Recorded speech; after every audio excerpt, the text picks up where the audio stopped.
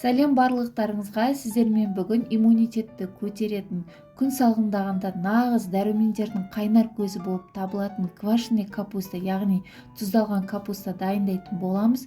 Міндетті түрде видеоның соңына дейін асықпай қараңыздар. Алдымен бізге үлкен бір бас капуста керек болады. Капустамызды екіге бөліп алып, жіңішкелетіп турап аламыз. Дәл видеода көрсеткендей етіп турап алыңыздар. Өздеріңізге ыңғайлы етіп бөліп аласыздар. Бұл заттың жасалу жолы өте оп-оңай, екі ғана заттан жасалады. Бағасы да өте қолжетімді, бірақ пайдасы біздің ағзамызға өте көп, сондықтан да міндетті түрде дәл осы салатты, әсіресе күн салқындағанда міндетті түрде дайындап қойыңыздар. Капусталарымыздың барлығын турап алдық, дәл осылай жіңішке етіп турап аласыздар. Енді оның үстіне бір ғана сәбізді өткіштен өткізіп салып аламыз. Енді бізге дәмдеуіштен тек қана тұз керек болады. 2 ас қасық тұзымызды саламыз және жақсылап қолымызбен араластырып аламыз. Сәбіз бен капустаны жақсылап араластырып аламыз. Өте дәмді салаттардың бірі, кез келген тамақтармен ұсына берсеңіздер болады. Жасалу жолы өте қарапайым. Капустамыз бен сәбізімізді жақсылап араластырып алдық. Енді қолымызбен қатты-қатты басып, суы шыққанға дейін қолымызбен 3-4 минуттай араластырамыз.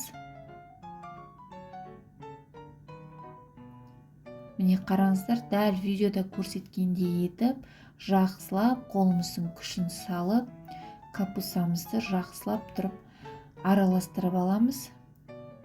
2 қолмен де дәл осылай жасап алсаңыздар болады. Бізде суы шығу керек капустамыздың.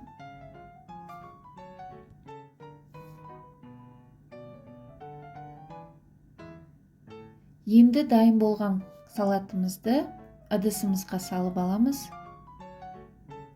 Мен өзіме ыңғайлы болу үшін осындай 2 литрлік банканы қолданамын. Кейін холодильникке де салып қоюға өте ыңғайлы.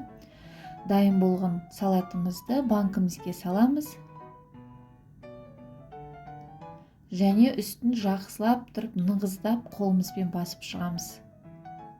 Сол кезде біздің салатымыздың суы көбіректеу шығады. Дәл осылай престеп, жақсылап қолымыздың күшімен басып шығамыз.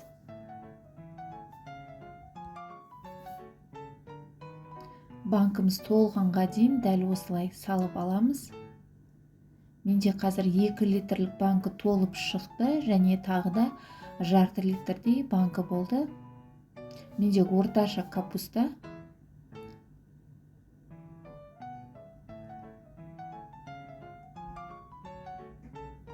Міне дәл осылай капусталарымызды жақсылап, нығыздап жайғастырып алдық. Үстінен осындай ұрсаңыздар да болады. Енді салатымызды бөлмеде қалдырамыз, ешқандай холодильникке салмаймыз. 2 күн бөлме температурасында тұру керек. Салқындау жерге қойып қойсаңыздар болады. Бетін осылай жартылай жауып қоямыз. Қатты нығыздап жаудың керегі жоқ. Міне бізде 2 күн уақыт өтті. Қараңыздар, біздің капусталарымыз сулары шығып, реңдері өзгеріп, өте тәбетті ашатын салаттардың бірі болды. Енді осындай таяқшалармен арасындағы артық газдарын шығарып жібереміз. Егер бұндай таяқшаларыңыз болмаса, шанышқында қолдансаңыздар болады. 2-3 рет жақсылап осындай етіп тесіп аласыздар. Артық газдар шығып кету керек. Енді қақпағын жауып, холодильникке сақтасаңыздар болады. Барлығы болып 3 күн тұрады. Бұл капуста 3 күнде дайын болады. Міне бізде 3-ші күн холодильникке 1 күн салдым. Бөлме температурасында 2 күн тұрды. Біздің салатымыз дайын. Енді кез келген тамақтармен ұсына берсеңіздер болады. әсіресе таңғы асқа жұмыртқамен бірге қолдансаңыздар өттің сұйылуы жақсы болады. Міндетті түрде дәл осылай жасап көріңіздер. Бұл салатты басқа көкөністермен де араластырсаңыздар болады. Ыдысқа салып, осының үстіне қызанақ, қияр, аскөктерді қосып бірге ұсынсаңыздар да болады. Дәрумендердің қайнар көзі болып табылатын квашеный капуста біздің ағзамызға өте пайдалы. Егер балаларыңызда паразит болса, міндетті түрде дәл осы салатты үзбей 2-3 ай жегізіңіздер, ағзалары өте тап-таза болып шығады. Міне біздің салатымыз дайын. Енді үлкендеу ыдысымызға салып, өздеріңіз ұнататын аскөктеріңізді қосып, қияр немесе қызанақтарыңызды қосып, тағы да бір салат жасап жіберсеңіздер болады. Өте дәмді салат. Міндетті түрде дәл осы рецептпен жасап көріңіздер. Кез келген қонақтарыңызға да ұсынсаңыздар болады. Қараңыздар, түрі қандай тәбетті ашады. Міндетті түрде дәл осы рецептпен жасауды ұмытпаңыздар. Егер де менің каналыма тіркелмеген болсаңыздар, міндетті түрде тіркелуді, достарыңызбен бөлісіп, лайк басып, өз пікірлеріңізді қалдыруды ұмытпаңыздар. Менің каналымда түрлі қызықты видеолар бар.